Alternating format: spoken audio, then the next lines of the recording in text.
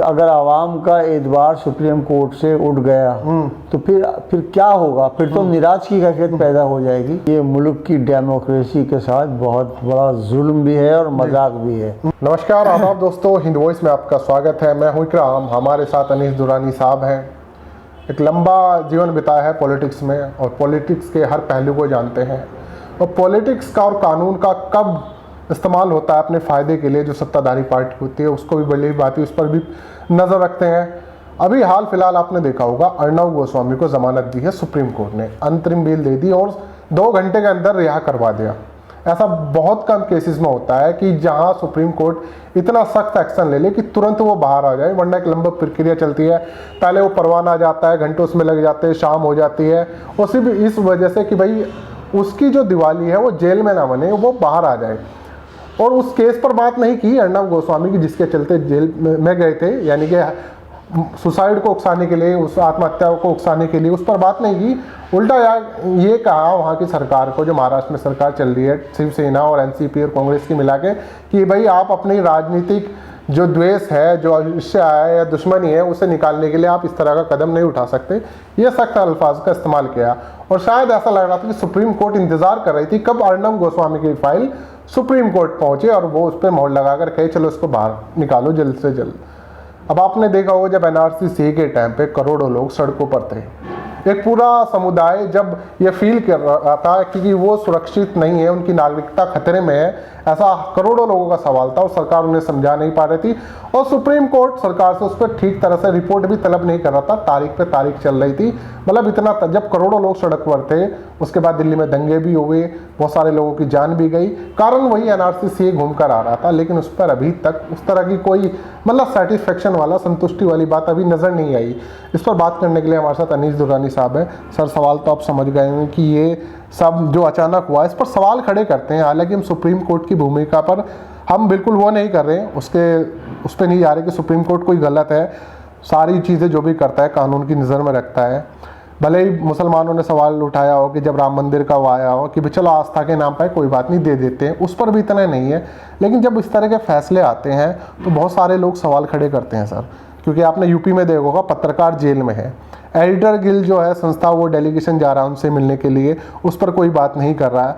और बहुत सारे ऐसे लोग हैं, दिल्ली में ऐसे कई सारे लोग हैं जो एक्टिविस्ट थे और जेलों में बंद है, सुप्रीम कोर्ट उस पर कोई एक्शन नहीं ले रहा है। लेकिन एक पत्रकार, जिसे पत्रकारिता के नाम पे भी धब्बा मानिए आप, उसे पत्रकारिता तो वो करता ही नहीं है, वो गुणगान गाता है एक पार्टी के और दूसरी पार्टी को गालियाँ देने का उसका काम है। सीधे सीधे नाम लेके, उसके नज़र में किसी को इज्जत नहीं है, किसी को कुछ भी बोल देता है, उसके लिए तुरंत एक्शन ले लिया जाता है। देखिए, एक बात तो इसमें यह है अहम कि जिस वक्त ये केस महाराष्ट्र सरकार ने बनाया था ठीक, और उसमें पहले अर्नब गोस्वामी को उन्होंने उस केस से बाहर कर दिया था, पिछली गवर्नमेंट ने। अच्छा, बीजेपी की गवर्नमेंट ने जब बीजेपी केस से बाहर कर, हाँ, केस से बाहर कर दिया था। और वो बाहर किया था, अब एक पुलिस की तफ्तीशी टीम काम कर रही थी इस मर्डर के ऊपर, और उन्होंने इसको क्लीन चिट दे दी थी। और क्लीन चिट देने के बाद उनको बरी कर, वहाँ से केस से निकाल दिया गया था कि ये केस में मुजरिम है ही नहीं। अब अभी लेटेस्ट ये है कि उस टीम के जो सरबराह थे, उसकी बाकायदा उसको सस्पेंड कर दिया गया है। उसकी पूरी इंक्वायरी हुई है, पता ये चला है कि उसने काम गैर कानूनी किया है इसको, अर्नब गोस्वामी को उससे निकालने के लिए केस से। और वो सब चीज़ें डॉक्यूमेंटेड हैं। तो वो एक उससे डॉक्यूमेंट तो सर ये भी कि सुसाइड केस में वो नाम लिख के मरा है, मरने वाला जी। तो ये वो मरा है। और तो ये सारी चीज़ें जो है ये बताती हैं, ये ऐसा नहीं है कि मुकदमा बिल्कुल बोगस हो। अब इसमें सुप्रीम कोर्ट का जो किरदार रहा है, मैं समझता हूँ कि बहुत ज़्यादा वो उसको, बहरहाल सुप्रीम कोर्ट है और उस पर हम बहुत ज़्यादा तो नहीं करना चाहते, क्योंकि बहरहाल सुप्रीम कोर्ट जो है वो कॉन्स्टिट्यूशन में इसीलिए रखा गया था प्रोविज़न एक पिलर का, कि वो एग्जीक्यूटिव और लेजिस्लेचर इन दोनों के दरमियान तालमेल को बरकरार रखे। और किसी शहरी के साथ जब अगर ये चीज़ें, ये सरकारें ना, यानी लेजिस्लेचर या एग्जीक्यूटिव ये इसी तरह से रियासती लेजिस्लेचर और रियासती एग्जीक्यूटिव कोई ज़्यादती करे तो इसको सुप्रीम कोर्ट में उसके फरियाद की जाए और उनको इंसाफ मिले। तो बहुत सारे भी मामला पैदर पे ऐसे हुए हैं जिससे इस पे ये शुबा एक आवाम के ज़मीन में पैदा हो रहा है कि सुप्रीम कोर्ट आया इंडिपेंडेंटली काम कर रही है या किसी दबाव में। और फिर ये कि जस्टिस गोगोई का जिस तरह से हुआ, जस्टिस गोगोई वो जस्टिस गोगोई जो 4 जजेस के साथ बैठे थे आके प्रेस के अंदर या सुप्रीम कोर्ट की पहली तारीख पहले उन्होंने प्रेस कॉन्फ्रेंस की थी। तो वो क्या कहते हैं, वो जब चीफ जस्टिस बन गए और उन्होंने बड़े जो तेवर दिखाए, बड़े कुछ शुरू में बहुत तेवर दिखाए, उसके बाद फिर क्या हुआ उनका कि उनको एक औरत ने उनके ऊपर इल्ज़ाम का केस आया कि एक औरत पर ने उन पर एक केस कर दिया। फिर उसके बाद वो उसकी काफ़ी उधम मची और बहुत उनको एक तरह से तौहीन-आमेज़ वो बात थी, इस तरह से एक सुप्रीम कोर्ट के चीफ जस्टिस के ख़िलाफ़ किया। फिर जिस तरीके से उन्होंने इंटरनल सुनवाई करके उसमें अपना आपको बड़ी ज़िम्मा कर लिया, ये तमाम चीज़ें आवाम के जहन में रहती हैं, जाती नहीं हैं। तो उसके और फिर उसके बाद जैसे ही वो उनका मुद्दत पूरा हुआ, उनका जैसे मुद्दत पूरी हुई तो वो उनको फ़ौरन राज्यसभा में ले लिया गया। तो ये सब चीज़ें खुद ब खुद भले ना हो सच्चाई इसके अंदर, लेकिन लोगों को दिलों में शकूक और अहम पैदा करने के लिए काफ़ी।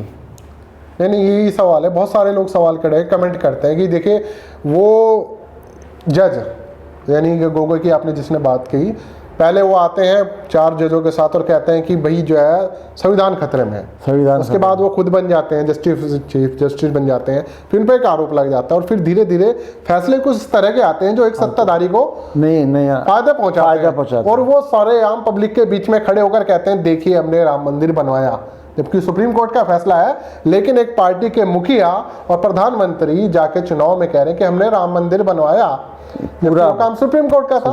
तो इस बात से क्या समझे, पब्लिक तो सवाल खड़े करेगी, अच्छा तो भाई तुम्हारे कहने से फैसला दिया है कि सुप्रीम कोर्ट ने, आवाम सवाल खड़े करेगी, हम नहीं कह रहे हैं। दूसरी बात यह है कि उसके बाद जिस तरह का उन्हें ऑफर गया राज्यसभा सांसद का, लोगों ने फिर सवाल खड़े किए कि भाई ये सब क्या हो रहा है देश में, कि आप एक रिटायर आदमी को ऐसे वैसे बीजेपी इसमें माहिर है, रिटायर लोगों को मंत्री बनवा रही है, उन्हें टिकट दे रही है, चाहे वीके सिंह हो चाहे सतपाल सिंह हो जो मुंबई कमिश्नर है, वीके सिंह जो हमारे जनरल रहे हैं, और ऐसे तमाम लंबी फहरिस्त है।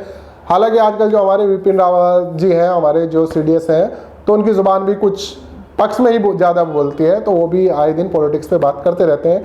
तो ये सारी चीज़ें इन्होंने तो एक लंबी फहरिस्त अब शुरू कर दी ना, अब तो जो कोई लोग आएंगे और सेवाओं में वही सोचेंगे कि बाद में रिटायरमेंट के बाद हमें मजे लेने हैं। ये मुल्क की डेमोक्रेसी के साथ बहुत बड़ा जुल्म भी है और मजाक भी है, इसलिए कि जो अगर आवाम का एतबार सुप्रीम कोर्ट से उठ गया तो फिर क्या होगा, फिर तो निराश की कैफियत पैदा हो जाएगी। जब लोगों को अभी तो जैसे इतना बड़ा फैसला बाबरी मस्जिद का था, मुसलमानों ने खुशदिली के साथ उसे कबूल कर लिया, वरना बहुत कुछ इम्कानात थे उसके अंदर। तो इसलिए लेकिन उनको एक हाल बावजूद फैसला जो सबूतों के अभाव में नहीं सिर्फ आस्था के होगा उसमें दिया गया। सुप्रीम कोर्ट की इज्जत बरकरार रखने के लिए उन्होंने उस चीज को वो एक्सेप्ट कर लिया, इसमें कोई दार नहीं थे। लेकिन बार बार इस तरह के फैसले सुप्रीम कोर्ट की अगर तरफ से आते हैं, सुप्रीम कोर्ट इस तरह के लेता है, तो यकीनन बहुत जबरदस्त इस इमेज खड़ा होगी, क्योंकि अर्णव गोस्वामी एक ऐसा पत्रकार जो पत्रकारिता तो कहीं करता नहीं है,